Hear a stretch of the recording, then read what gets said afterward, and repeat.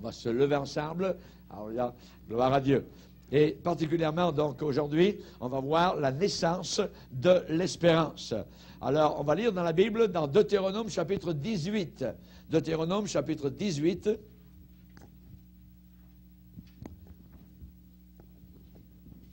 Deutéronome, chapitre 18, au verset 15. Et au verset 15, c'est une prophétie qui a été donnée, donc, dans l'Ancien Testament. L'Éternel, ton Dieu, te suscitera du milieu de toi, d'entre tes frères, un prophète, comme moi. Vous l'écouterez. Il répondra ainsi à la demande que tu fis à l'Éternel, ton Dieu, à Horeb, le jour de l'assemblée, quand tu disais que je n'entende plus la voix de l'Éternel, mon Dieu, et que je ne vois plus ce grand feu, afin de ne pas mourir. L'Éternel me dit, ce qu'ils ont dit est bien. Je leur susciterai du milieu de leurs frères un prophète comme toi.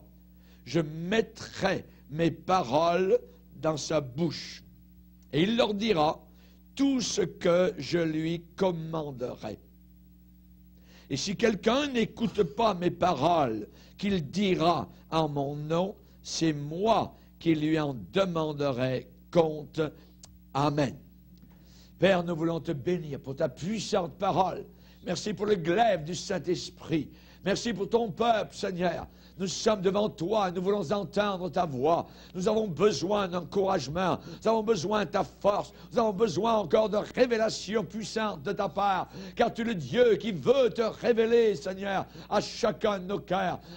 D'une manière encore plus belle, encore plus précise, Seigneur. Nous n'avons pas vu encore la fin de tes œuvres, Seigneur. Tu veux encore, Seigneur, nous faire grandir. Tu veux encore nous faire croître, Seigneur, dans ta connaissance, dans ta parole, Seigneur, dans la vie de l'Esprit. Nous te demandons, Seigneur Jésus, de toucher tes enfants, qu'ils soient auprès ou qu'ils soient loin, Seigneur. Tu es le Dieu qui nous a rassemblés en notre génération sous ton regard, Seigneur, autour de ce pilier de feu en plein désert, Seigneur, pour nous éclairer la nuit et nous conduire. Merci pour la croix qui brûle, la croix qui brille, la croix qui nous parle d'amour brûlant. Merci, Seigneur, pour ce pilier de feu, alléluia, qui nous guide, Seigneur. Aide-nous à ne jamais oublier la croix du calvaire. Aide-nous à ne jamais oublier le sacrifice ultime de ta vie entière, Seigneur. Tu t'es donné, Seigneur. Tu as goûté la mort, Seigneur, afin que nous ne la goûtions plus jamais. Merci, Seigneur, pour un si grand amour. Merci pour les bénéfices du calvaire qui sont innombrables, nombreux, et dont les conséquences seront éternelles. Merci, Seigneur. Encourage tes enfants dans le combat, Seigneur, de la fin des temps. Aide-nous à ne pas être détournés, ne pas être dérivés, Seigneur, par les soucis de ce monde, par les convoitises de la chair. Aide-nous, Seigneur Jésus, à rester fidèles à toi jusqu'à la fin. Au nom puissant de Jésus. Amen. Et tout le peuple dit Amen. Amen. Gloire à Dieu. Vous vous asseoir, frères et sœurs. Alléluia. Gloire à Dieu. Vous connaissez tous le cantique qui dit « Ouvre pour moi le Saint-Livre. Lis un récit du Sauveur. Il m'est si doux de le suivre, de le graver dans mon cœur. Lis et relis son histoire, vieille et nouvelle à la fois, d'abaissement et de gloire, de Bethléem à la croix. » Amen. Ouvre pour moi le Saint-Livre. Tout est là. Tout est là à l'intérieur. Il faut ne jamais se dessaisir de ce livre merveilleux qui est la parole du Seigneur. La naissance de l'espérance, c'est le message d'aujourd'hui. La naissance de l'espérance. Noël est un temps de célébration, un temps d'espérance. Amen. Que Dieu soit béni. Un temps de bonne volonté. Et nous ressentons, même les païens sont comme attendris dans ces temps, un peu de Noël. On sent que leur cœur est, je dirais, il touche un peu. Ça ne veut pas dire qu'ils sont sauvés ou qu'ils y croient, mais on sent cette fragilité humaine face à ce merveilleux mystère qu'est Noël. Tant de célébration, tant d'espérance, un temps de bonne volonté. Amen. Les anges ont loué le Seigneur dans les plaines de Bethléem et on dit paix sur la terre parmi les hommes qu'il agrée. Qu'il agrée. Que veut dire le mot agréer? Ça veut dire ceux qu'il accepte, ceux avec qui il est d'accord, ceux qui marchent avec lui, ceux qui soumettent leur volonté à la sienne. Paix sur la terre parmi les hommes qu'il agrée. Noël, c'est un temps de se rappeler le cadeau. Le cadeau. Alors, c'est un mot qui revient beaucoup à Noël. Cadeau, cadeau, cadeau. Voyez, les enfants pensent Noël, des cadeaux, des cadeaux. Mais en réalité, nous pensons au cadeau de Dieu. Le cadeau qui vient du ciel. Les hommes et le diable ont détourné, évidemment, tout cela en inventant le Père Noël, voyez. Le Père Noël est évidemment donc une caricature du Dieu Tout-Puissant. Vous avez vu ce Père Noël qui est dans les airs, qui se balade avec ses raids, qui est rempli de cadeaux, qui fait toutes sortes de miracles, qui fait arriver des choses impossibles. C'est une caricature du Dieu Tout-Puissant. Mon Dieu n'a pas de barbe. Mon Dieu est esprit. Mon Dieu est tout-puissant. Mon Dieu est sage. Mon Dieu est intelligent. Ne mettez jamais le Père Noël vis-à-vis de Dieu. Alléluia, c'est totalement comme un Dagon. Dans l'Ancien Testament, quand on a mis l'Arche de l'Alliance à côté de Dagon, Dagon est tombé par terre. Les Philistins l'ont relevé, voyez. Mais le lendemain, Dagon était encore par terre, brisé totalement. Parce que Dieu n'accepte pas évidemment de caricature. On ne se moque pas de Dieu. Noël, c'est important de se rappeler que la source de Noël, c'est le Sauveur du monde. C'est le Sauveur du monde. La source de Noël, c'est le Christ qui sauve. La Bible dit la parole a été faite chair. La parole est devenue chair. Et la parole a habité, a tabernaclé, a campé, a habité, où cela? Parmi nous. Parmi nous, pleine de grâce et de vérité. Nous avons lu un passage ce matin dans Deutéronome chapitre 18 où l'on parle d'un prophète. Dieu vous suscitera un prophète. Voyez, Dieu, l'Éternel, ton Dieu, te suscitera d'entre tes frères un prophète. Vous l'écouterez. Verset 18, je leur susciterai du milieu de leurs frères un prophète comme toi. Un prophète. Les Juifs attendaient le prophète qui devait venir. Ils attendaient le prophète que Dieu enverrait, puisque Dieu, les Juifs savaient très bien, connaissaient très bien cette promesse. Je susciterai du milieu de toi, d'entre tes frères, un prophète. Lisez avec moi dans l'évangile de Jean. L'évangile de Jean, pour montrer que les Juifs attendaient le prophète. Évangile de Jean, chapitre 6, verset 14. 6, 14. C'est Jean, ayant vu le miracle que Jésus avait fait. C'est le miracle, évidemment, donc, de la multiplication des pains et des poissons. C'est Jean, ayant vu le miracle que Jésus avait fait, disait, celui-ci est vraiment le prophète qui doit venir dans le monde. Ils attendaient le prophète prédit dans Deutéronome chapitre 18. On va lire encore Jean 7, verset 40. Jean 7, verset 40. Des gens de la foule, ayant entendu ces paroles, disaient, celui-ci est vraiment le prophète. Celui que les Juifs attendaient, celui dont Moïse avait parlé. Il disait de Jésus, celui-ci est vraiment le prophète, c'est le Christ. Et d'autres disaient, est-ce bien de la Galilée que doit venir le Christ? Oui. Si tu descendais, Seigneur, si tu venais sur la terre, Ésaïe a vu sa prière répondue. Il est descendu. Ça veut dire, pour descendre, ça veut dire qu'il est en haut. Il n'est pas monté, il est descendu. Il n'est pas monté des abîmes pour venir nous sauver. Il est descendu du ciel.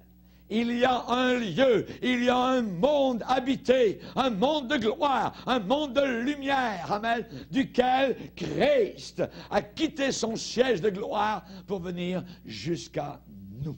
Jésus a dit à sa génération, celui qui m'a vu a vu le Père. Jésus n'est pas le Père, il est le Fils. Il est Dieu le Fils. Mais Jésus a dit, celui qui m'a vu a vu le Père. Ça veut dire, je suis comme le Père, je parle comme le Père, j'ai les mêmes attributs que le Père. Voyez, dans Jean 14, verset 9, ce qui est arrivé, c'est que l'humanité, eh bien, a vécu un échec. L'humanité est perdue. L'humanité est déchue. Nous sommes séparés de Dieu. À cause de quoi? Nos péchés. Nos péchés. Le problème dans l'engrenage, le sable dans la machine, c'est le péché. Et le Seigneur va dire, non, la main de l'Éternel n'est pas trop courte pour sauver, ni son oreille trop dure pour nous entendre. Mais ce sont vos péchés qui mettent une séparation entre vous et votre Dieu. Le péché met une séparation entre nous et notre Dieu. Et notre seul espoir de pardon, eh bien, a été que quelqu'un de complètement innocent de tout mal, innocent de toute action mauvaise, prenne sur lui la punition, je dis bien punition, la punition totale de nos crimes, de nos péchés, de nos offenses. Alléluia. Dans Hébreux chapitre 7, il est dit, nous convenait, ça veut dire c'était convenable que nous puissions avoir un souverain sacrificateur comme Jésus, saint, innocent, sans tache, séparé des péchés et plus élevé que les cieux.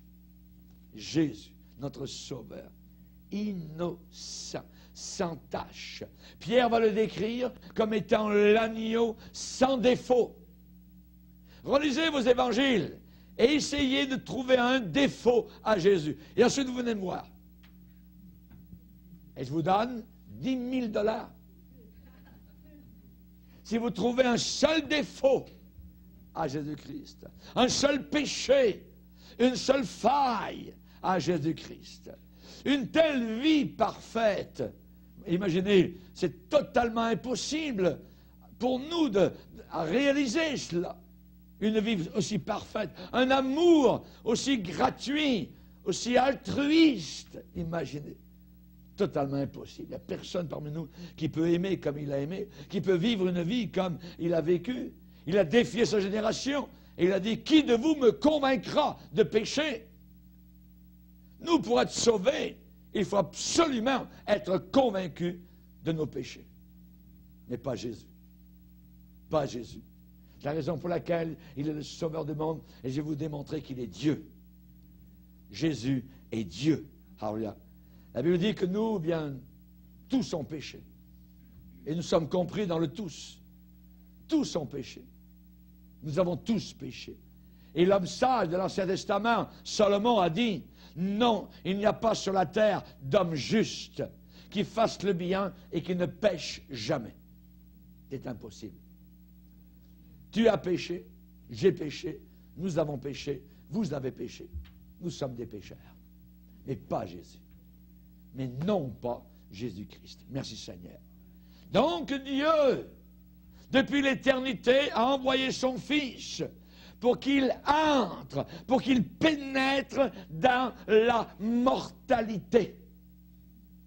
Dieu a envoyé son Fils depuis la gloire pour qu'il entre, pour qu'il pénètre dans la chair humaine. Dieu a envoyé son Fils depuis le trône jusqu'à une mangeoire à Bethléem. L'espoir ultime, c'est qu'il est né dans l'humilité ultime. Philippiens chapitre 2 nous dit, il s'humilia. Il s'humilia. Nous ne voulons pas nous humilier. Nous sommes orgueilleux. Nous voulons avoir la tête en l'air. Nous voulons vraiment tenir notre point. Mais Christ a aimé l'humilité. Il s'est abaissé. Il est allé plus bas. Et encore plus bas. Plus bas que le fond. Pour nous ramasser tous et nous emmener dans sa gloire, sauvés et purifiés. Il s'humilia lui-même. Lui-même. Zacharie avait bien prophétisé. Il a dit, ton roi vient à toi. Il est humble. Il est humble. Jésus lui-même a dit dans Matthieu, je suis doux et humble. Et les enfants de Dieu que vous avez partout sur la terre, ceux qui sont authentiques, ne sont pas des orgueilleux, sont des gens humbles. Parce qu'ils ressemblent évidemment à leur grand frère, Jésus-Christ. Amen. Humble. Hallelujah. Chaque fois que vous étudiez les évangiles, chaque fois que vous lisez les évangiles, chaque fois que vous méditez les évangiles, vous voyez Dieu dans chaque image de Jésus. Vous voyez Dieu.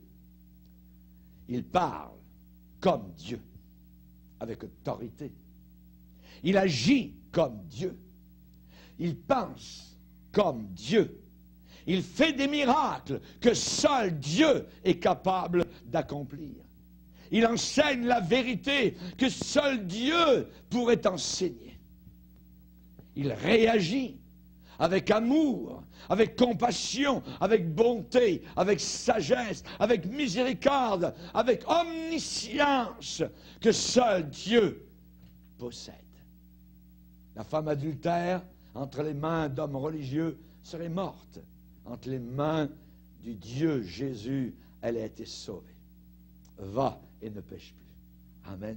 N'est-ce pas merveilleux?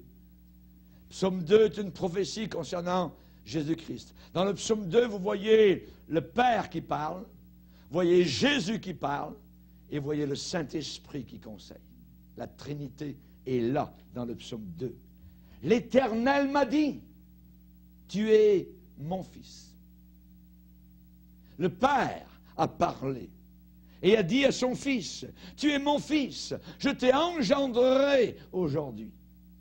Jésus n'a jamais été créé. S'il était créé, il serait une créature et non pas le Créateur. Il n'a jamais été créé. Il existait avant sa naissance. Tu n'as jamais existé avant ta naissance. Mais Christ a existé de toute éternité parce qu'il est Dieu. Alléluia. Merci Seigneur. Et tout cela commence avec la naissance de l'enfant divin. Voilà le cadeau incommensurable de Noël. Il y a un petit verset que j'ai vu un jour dans une maison de pasteur en France, et c'était marqué en dessous, 2 Corinthiens chapitre 9 verset 5.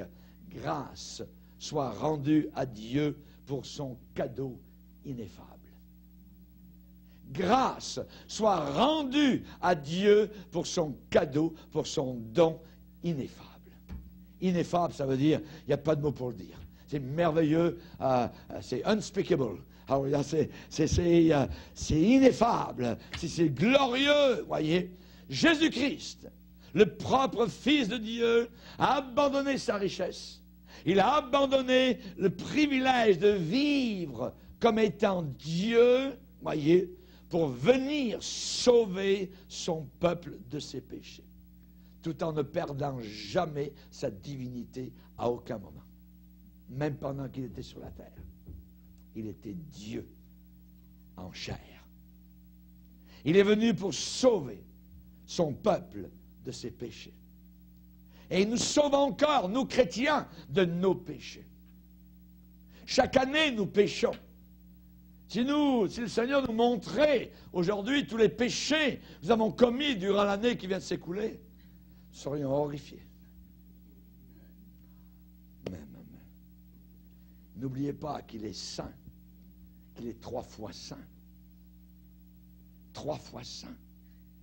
Les anges, devant le trône de Dieu, ne crient pas amour, amour et Dieu, non. Ils disent saint, saint, saint. Et ils le disent sans cesse, bien que Dieu soit amour. Mais sa sainteté est si grande, si puissante, si lumineuse que l'on est écrasé.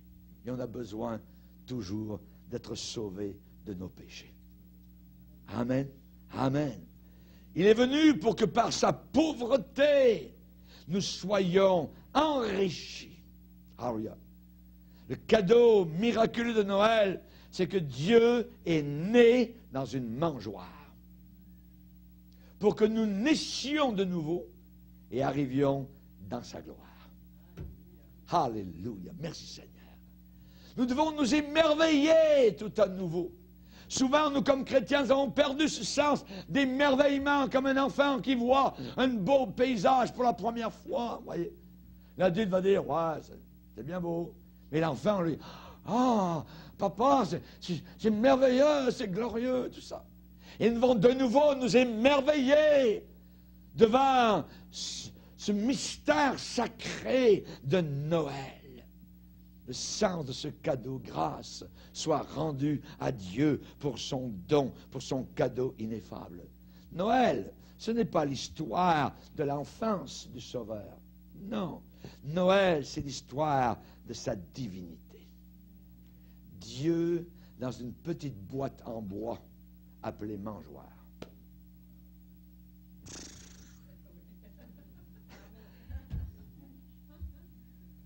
Les bergers ont cru. Les mages sont venus. L'adoration a eu lieu. Adorons Jésus-Christ. Une naissance humble. Pas pour être une façade, pas pour cacher le fait que Dieu était né dans le monde, pas une sorte de paravent pour dissimuler cela. Non. Mais personne ne peut vraiment arriver à sonder ce que ça signifie pour Dieu, imaginez, d'être né dans une mangeoire. Dieu né dans une mangeoire. Comment quelqu'un pourrait-il arriver à expliquer, à sonder que le Tout-Puissant, le El Shaddai, voyez, se soit penché pour devenir un petit enfant, pour s'abaisser à devenir un petit bébé. C'est courbé pour être là entre les bras de Marie, sur son sein. C'était Dieu.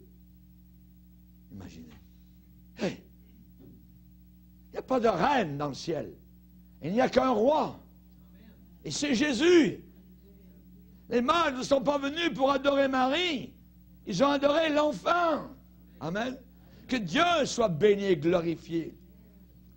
La plus grande condescendance que le monde ait jamais connue, c'est à Noël. Et ne connaîtra jamais plus. Nos esprits ne peuvent même pas commencer à comprendre tout ce qu'il y a dans le fait que Dieu devienne un homme. Jean dit, concernant la parole de vie, nous l'avons touchée. Et tous ceux qui le touchaient étaient guéris. Imaginez. La femme avec la perte de sang a touché. Touc, guéri. As-tu une perte ce matin? Touche Jésus. Et ça va être colmaté. Ça va être guéri. Alléluia. Merci Seigneur. Au commencement était la parole, et la parole a été faite chair. Et la parole était avec Dieu, et la parole était Dieu. Et la parole a été faite chair. Touchez-moi, a dit Jésus après sa résurrection. Imaginez, touchez-moi. Vous n'arriverez pas dans le ciel devant un Jésus qui a 300 pieds de hauteur. Vous allez arriver devant un homme qui est Dieu, le Fils, qui a 5 pieds, 6 pieds peut-être de hauteur, et c'est le Créateur. mystérieux. C'est glorieux. Nous enlevons nos souliers, comme Moïse devant le buisson ardent, nous adorons. On n'arrive pas à comprendre. Tout ce qu'on peut faire, c'est de fermer nos yeux et que notre cœur s'ouvre devant ce mystère merveilleux et glorieux de dire « Seigneur, merci. Merci d'être venu. » Nous ne comprendrons jamais pourquoi il est devenu pauvre. Voyez, lui qui était infiniment riche, pourquoi lui, il a assumé une nature humaine? Pourquoi il est entré dans le monde alors qu'il savait très très bien qu'il serait rejeté et finalement il le tuerait, il serait cloué. Imaginez. Paul a dit à Timothée sans contredit, sans contredit, c'est-à-dire pas de contradiction, sans contredit, le mystère de la piété est grand. Moi j'aurais aimé ajouter, Paul t'aurait dû dire très grand. Mais c'est immense. Et il va le dire. Il va dire, celui, Dieu, manifesté en chair. Dieu manifesté, révélé en chair. Alléluia. Personne ne peut pas plus expliquer comment Dieu a pu devenir un bébé. Mais cependant, il l'a fait. Cependant, il l'a fait. Sans jamais un seul instant abandonner, délaisser sa nature divine, sans jamais diminuer sa divinité dans aucun sens. Il naquit dans notre monde comme un tout petit enfant. Comme un tout petit enfant. Je comprends pourquoi le Seigneur a dit à l'Église, a promis au vainqueur de l'Église de Pergame, je lui donnerai la manne cachée. Jésus, c'est la manne cachée. C'est caché. Alors, les gens ne comprennent pas. Pour eux, c'est du charabia. Pour nous, c'est merveilleux. On en veut, on en mange. Ça nous nourrit. On vit avec ça. Alors, c'est formidable. Sans jamais diminuer sa divinité, il est venu comme un tout petit enfant. Parfois, les gens me demandent, mais pasteur, est-ce que Jésus a pleuré? Est-ce qu'il a eu des besoins de nourriture, comme tout le monde, besoin de soins normal que l'on donne à un bébé? Je dis oui, exactement. Exactement. C'est quasiment incompréhensible, voyez, mais c'est réel. Il était pleinement humain, avec tous les besoins, avec des émotions que nous avons tous. Il pouvait être joyeux, il pouvait pleurer devant la tombe de Lazare, le verset de la Bible le plus court, 2 mots, Jésus pleura. Il a pleuré devant la ville de Jérusalem. Il a des émotions. Il était heureux, voyez. Il s'est mis en colère devant l'injustice. Il a vu le lépreux guéri, pardonné. Il a vu les petits-enfants, il les a pris dans ses bras. C'était Dieu, le Fils. Merci Seigneur. Et pourtant, il était pleinement, donc, Dieu, plein de sagesse. Il est né sans aucun péché. Il est né de conception immaculée. Il est né sans aucune tache de péché. L'Église romaine, l'Église mensongère, a dit que c'était Marie qui était née immaculée conception. Non! Elle avait, elle aussi, la tâche originelle. Elle avait le péché en elle. Elle a invoqué Dieu comme étant son sauveur. Relisez bien les mots du Magnificat. Mon âme se réjouit, a dit Marie, en Dieu, mon sauveur. Elle n'est pas née immaculée conception. Celui qui est né immaculé, c'est Jésus-Christ, notre sauveur. Et c'est le sauveur. Et Marie ne sauve personne. Et Marie n'est pas médiatrice. Il y a un seul médiateur entre Dieu et les hommes, et c'est Jésus-Christ. Alléluia. Merci Seigneur. Comment pouvait-il être totalement Dieu et pleinement homme sans péché, plein de sagesse, tout-puissant? Comment ces deux éléments peuvent être vrais et se concilier les deux ensemble? Je ne le sais pas. Je ne le sais pas. Mais la Bible enseigne clairement que c'est comme ça. il était pleinement homme et pleinement Dieu. Merci Seigneur.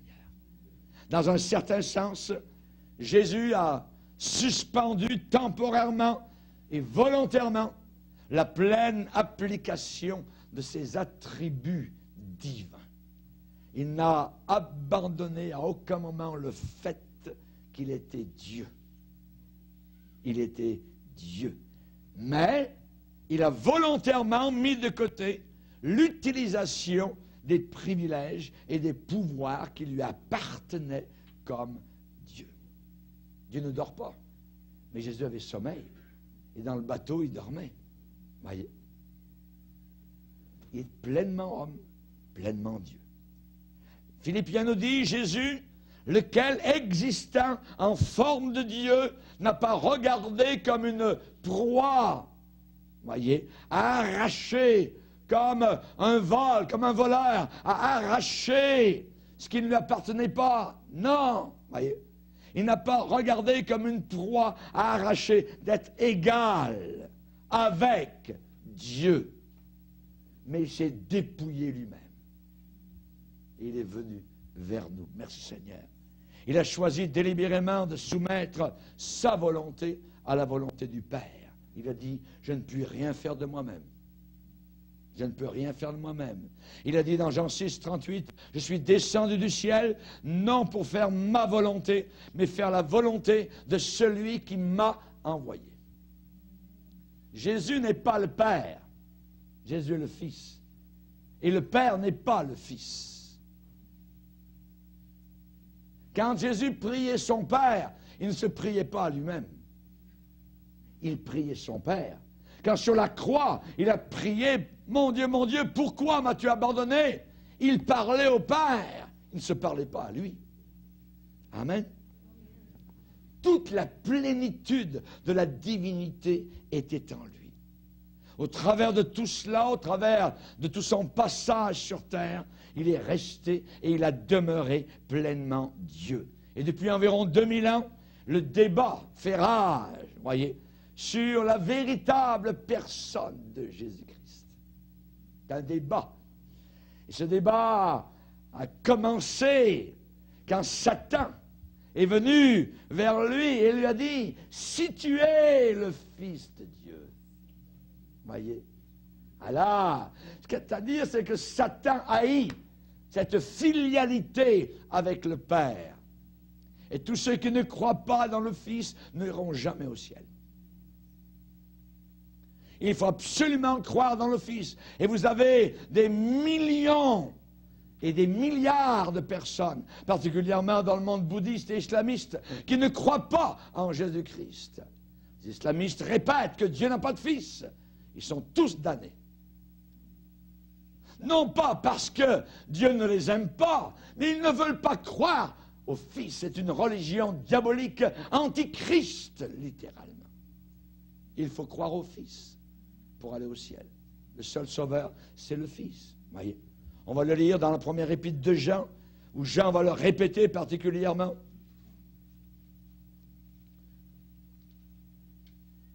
Il va dire, au chapitre 2, verset 22, même 21, je vous ai écrit, non que vous ne connaissiez pas la vérité, mais parce que vous la connaissez, et parce qu'aucun mensonge ne vient de la vérité. Qui est menteur? Grande question. Qui ment? Qui est menteur? Qui dit des mensonges? Sinon celui qui nie que Jésus est le Christ, qu'il est le Sauveur, qu'il est loin du Père. Celui-là, celui qui nie Jésus, celui-là, c'est l'Antéchrist qui nie le Père et le Fils. Quiconque nie le Fils n'a pas non plus le Père. Quiconque confesse le Fils a aussi le Père. Amen. Gloire au Seigneur. Que Dieu soit béni pour cela. On se rappelle évidemment que ce débat sur la personne de Jésus-Christ est très important. Qui est-il vraiment? Même Pilate a posé la question. Alors que Jésus était là, mains liées, voyez, les poings liés littéralement, couronnés d'épines. Pilate a posé la question. Il lui a dit, es-tu le roi des Juifs? Les gens disent que tu es le roi des Juifs. Est-ce que tu es le roi des Juifs? Et Jésus a répondu, est-ce de toi-même que tu dis cela ou d'autres te l'ont-ils dit de moi? Et puis il a dit, moi je ne suis pas juif, je suis un Romain. Voyez, je fais partie de telle armée, tout ça, telle équipe, ainsi de suite. Voyez, je ne suis pas juif. Ta nation et les principaux sacrificateurs t'ont livré à moi. Qu'as-tu fait? Et Jésus a répondu, comme un roi. Ah, regarde. Il n'était pas en train de trembler, tout ça. Vous voyez, comme quelqu'un de coupable devant un juge. Non, non. Jésus a répondu, a dit, mon royaume n'est pas de ce monde. Si mon royaume était de ce monde, mes serviteurs auraient combattu pour moi afin que je ne sois pas livré aux Juifs. Mais maintenant, mon royaume n'est pas d'ici-bas. Puis il a dit, hey, t'es donc un roi? T'es roi? Jésus répond, tu le dis, je suis roi. Je suis né et je suis venu dans le monde pour rendre témoignage à la vérité. Quiconque est de la vérité, appartient à la vérité, écoute ma voix. Puis Pilate lui dit, c'est quoi la vérité? La question est la même 2000 ans plus tard. Amen. 2000 ans plus tard, dans les universités, dans les collèges, dans les rues, tout ça. Qu'est-ce que la vérité? Il n'y a pas de vérité. Chacun a sa vérité. Ça n'a pas changé. Aucun progrès depuis 2000 ans. Aucun progrès.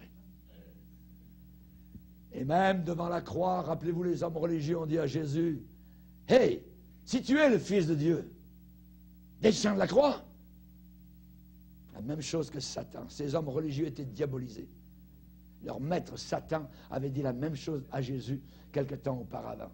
« Hey, Jésus, si tu es le Fils de Dieu, change ces pierres en pain. » Ouais. La créature qui parle au Créateur, il sait très bien qu'il crée, qu'il est le Créateur, Satan. Crée du pain à partir des pierres. Certainement que Jésus aurait pu créer des pains. Ouais. Mais le Seigneur ne fait aucun miracle sous pression. Il a toujours fait des miracles parce qu'il y avait un besoin et non pas pour montrer. Voyez. Ce n'est pas un show. Vous savez, les sectes, les sceptiques ont donné différentes explications. Oh oui, Jésus, il est un parmi beaucoup de dieux. Voyez. Jésus, c'est un être créé. Jésus, c'est un prophète. Jésus, c'est un grand homme. Oh, Jésus, c'est un vrai exemple. C'est un bel exemple, voyez. Et le fil commun de toutes ces théories, voyez, ça fait quoi? Ça fait que Jésus est plus bas que Dieu.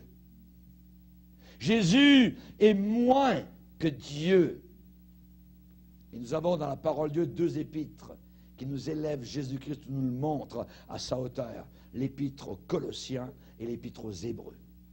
Jésus est plus grand que Moïse. Jésus est plus grand que les anges, que les archanges. Il est plus grand que Josué. Il est plus grand qu'Aaron. Il est plus grand, il est plus grand, il est plus grand, il est plus haut. Il est merveilleux, il est Dieu. Alléluia. Merci Seigneur. Que Dieu soit béni. Laissons la Bible parler d'elle-même. L'évangile de Jean débute avec une déclaration très claire et très nette que Jésus est Dieu. Au commencement était la parole. Et la parole était avec Dieu, et la parole était Dieu. Mais c'est qui cette parole? Et la Bible dit un peu plus loin. Et la parole a été faite chair. Et la parole a été faite chair. Le Verbe a été fait chair. Amen. Le mot de Dieu, c'est Jésus.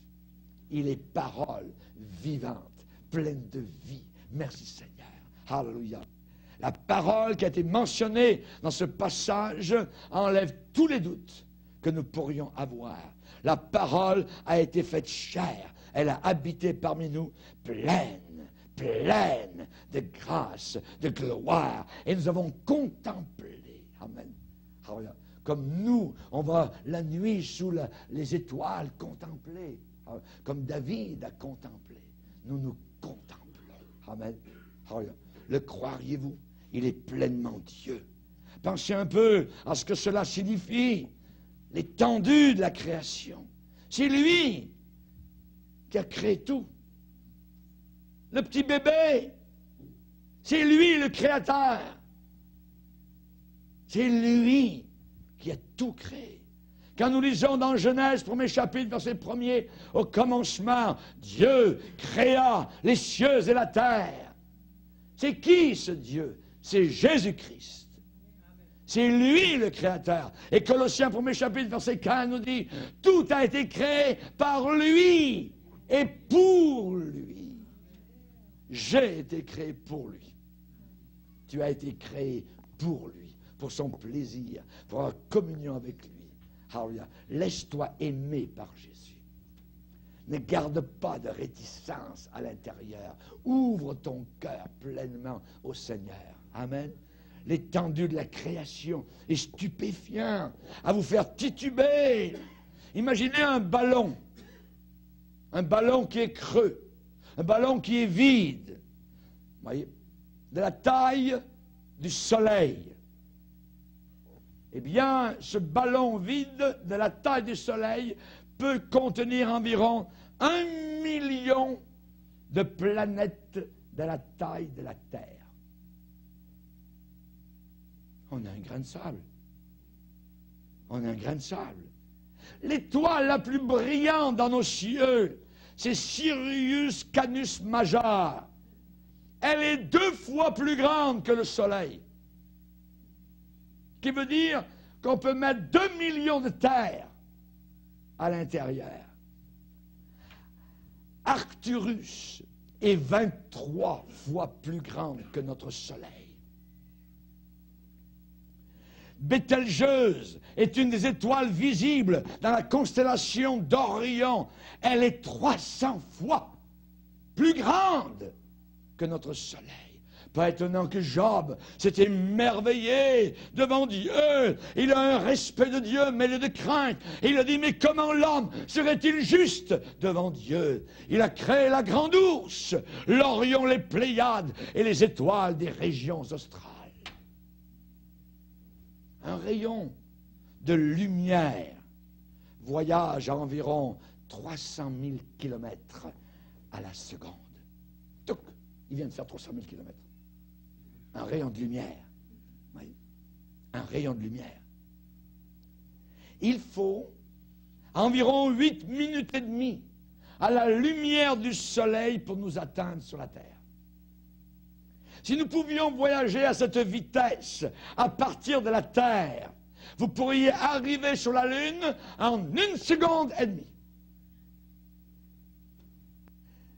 Et vous pourriez atteindre Mars en 4 minutes et demie.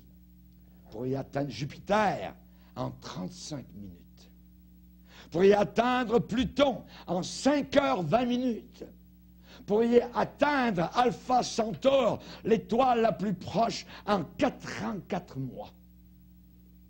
À 300 000 km à la seconde. Et vous pourriez atteindre Arcturus en 37 ans. Et vous pourriez atteindre Bételgeuse en 522 ans. Si vous pouviez compter les étoiles, alors que vous voyagez au travers de la Voie lactée, un voyage à la vitesse d'environ 100 000 années-lumière, vous découvririez 100 milliards d'étoiles. Et là-haut, là-bas, il existe encore plus de galaxies par milliards. La taille de l'univers, la grandeur de l'univers est incompréhensible. Qui a créé cela? Le bébé de Bethléem. Alléluia! Le bébé de Bethléem, c'est lui qui a créé toutes choses. Hébreux, premier chapitre nous dit, il soutient toutes choses par sa parole puissante. Sans lui, le monde tomberait en morceaux, en ruines, en miettes. N'oubliez pas que s'il y a des milliards de galaxies, la Terre est le centre de l'univers. Ce grain de sable, Dieu n'est pas venu sur Mars, il est venu sur la Terre, sur la planète Terre, dans la petite mangeoire de Bethléem. Alléluia, que Dieu soit glorifié, que Dieu soit béni. Sans lui, le monde entier se désintégrerait. Sans lui, le monde entier s'effondrerait, s'écroulerait. N'avalez jamais le message des témoins de Jéhovah. Voyez, Jésus, c'est un être supérieur, mais il n'est pas Dieu. Croyez jamais cela. Ni le déisme. C'est quoi le déisme? Dans le déisme, on dit qu'il y a un Dieu créateur qui existe, mais il ne s'est jamais révélé. On ne sait pas où il est. J'aimerais vous dire ce matin, en terminant, que Dieu a tout créé. Voyez? Dieu a tout créé et il est entré dans ce monde qu'il a créé. Il ne nous a pas laissés tout seuls. Les déistes disent que Dieu a tout créé, et ensuite il a tout fermé.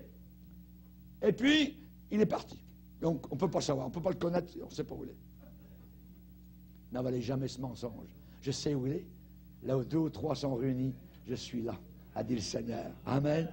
Alléluia. Loin de déserter sa création, il y est descendu à l'intérieur. Il a mis les pieds, amen, comme un saint petit enfant, dans un petit berceau, voyez, qui était une mangeoire de bois, une simple mangeoire d'animaux. Imaginez. Et nous avons là l'espérance qui est née. La naissance de l'espérance. Ne vous affligez pas comme les autres qui n'ont pas d'espérance, nous dit la Bible. Souvenez-vous, avant que vous connaissiez le Seigneur, vous étiez dans ce temps-là sans Christ, étranger aux promesses. Vous étiez sans espérance. Et nous avons été, dit Pierre, régénérés pour une espérance, et il ajoute, vivante. Une espérance qui a de la vie. Alléluia. C'est pas peut-être bien que oui, peut-être bien que non. Non. C'est réel. C'est formidable. Nous sommes dans le vrai en Jésus-Christ, notre Sauveur. Pierre va dire en sorte que votre foi et votre espérance reposent sur Dieu. Et Colossiens nous dit l'espérance qui vous est réservée dans les cieux. Un jour, en 1969, il y a eu une fusée qui est partie de la Terre et qui est allée se poser sur la Lune. Les hommes en sont descendus et ont mis leur empreinte de pied sur la Lune pour la première fois depuis la création de la Lune. Et sur la Terre, les hommes ont dit, c'est le plus grand jour que le monde ait jamais vécu quand l'homme a placé son pied sur la Lune. Et un homme de Dieu, plus réfléchi, a repris cela et a dit non. Ce n'est pas le plus grand jour. Le plus grand jour n'a pas été quand l'homme a mis son pied sur la Lune. Mais le plus grand jour a été quand Dieu a mis son pied sur la terre. Amen. Alléluia. Gloire à Dieu. Que Dieu soit béni. Amen. Levons-nous ensemble, frères et sœurs. Alléluia. Seigneur, nous voulons te bénir. Nous voulons te glorifier. Merci d'être venu, Seigneur. Alléluia. Oh, tu es venu pour nous sauver. Tu es venu pour nous libérer. Tu es venu pour nous pardonner. Tu as payé le prix ultime, Seigneur. Merci, Seigneur. Alléluia. Ce matin, devant ce buisson ardent, nous voulons enlever nos souliers. Nous voulons nous prosterner. Nous voulons t'adorer. Nous voulons te bénir, Seigneur. Toi, de l'invisible, tu es venu dans le visible. Alléluia. Merci, Père. Nous avons envoyé ton Fils, Jésus. Merci pour le Saint-Esprit, cette personne merveilleuse qui nous a amenés à la croix, qui nous a conduits comme un petit enfant, là où nous avons été convaincus de péché, de justice et de jugement. Merci pour ta grâce surabondante aujourd'hui dans nos cœurs, Seigneur. Nous ne savons pas comment te le dire, comment l'exprimer, Seigneur. Alors, simplement, nous voulons te dire merci. Merci pour ton cadeau ineffable. Merci, Père. Merci de tout notre cœur. Au nom de Jésus. Amen. Et tout le peuple dit Amen. Gloire à Dieu.